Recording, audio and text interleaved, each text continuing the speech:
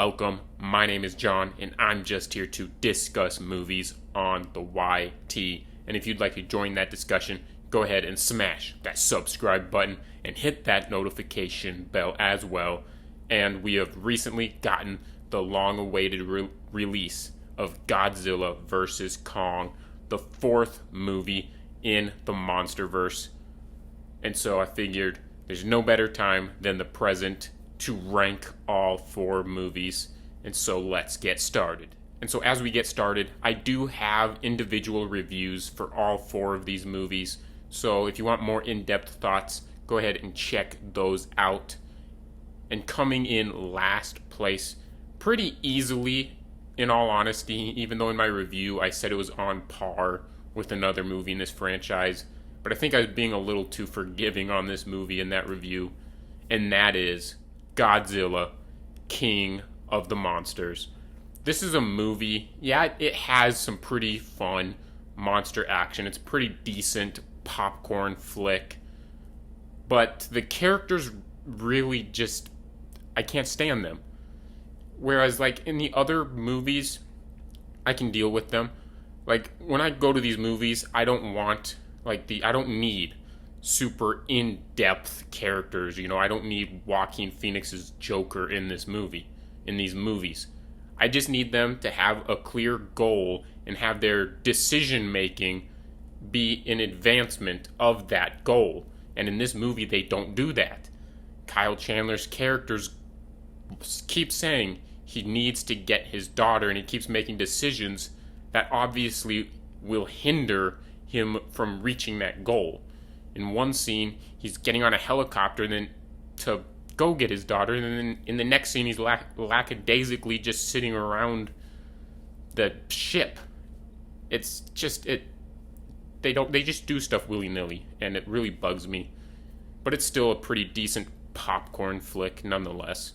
And coming in at number 3 is a movie I was maybe a little too harsh on, maybe, in my individual review, but I'm still not really a big fan of it, but I still think it's a good movie, and that is Kong Skull Island.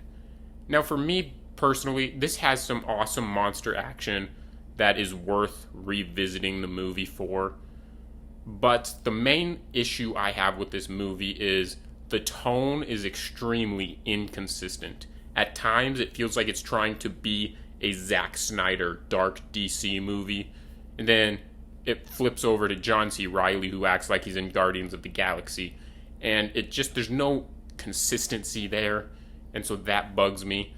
And then the main issue with this movie is the character of Kong.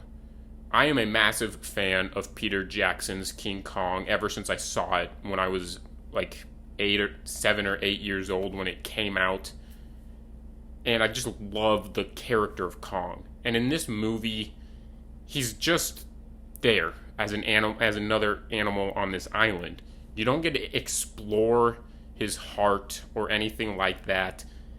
And it really holds this movie back for me as a massive King Kong fan.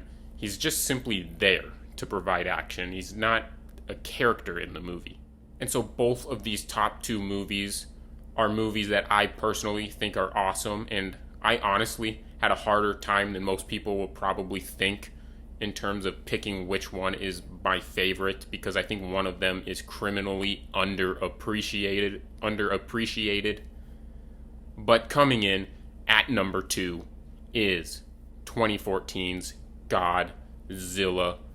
This is a movie that, in all honesty, this is probably going to be a controversial statement. Even though I have it at number 2 on this ranking, I would probably argue that it is the best made movie, the best purely made movie on this list.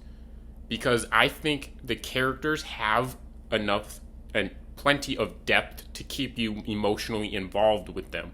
It's a guy who's trying to get back to his son and trying to get back to his wife, and there's just obvious things there for emotion. Like, you don't really need much more than that. There's a ton of emotion in trying to get back to your loved ones, and why he ends up in Japan. He wants to help out his father right there again.